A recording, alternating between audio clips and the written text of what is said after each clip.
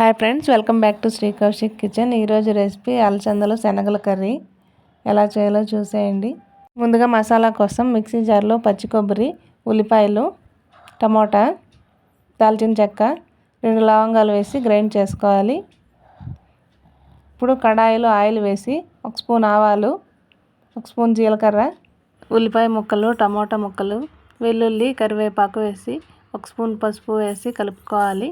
ఇప్పుడు ముందుగా గ్రైండ్ చేసి పెట్టుకున్న పేస్ట్ వేసి పచ్చివాసన పోయేంత వరకు ఫ్రై చేసుకోవాలి.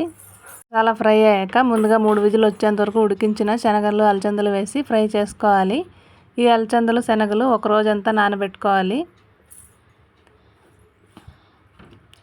ఇప్పుడు మన క్వాంటిటీకి తగినన్ని వాటర్ వేసి, రుచికి తగినంత ఉప్పు వేసి, 1 స్పూన్ ధనియాల పొడి, 1/2 స్పూన్ కారం వేసి ఉడికించుకోవాలి.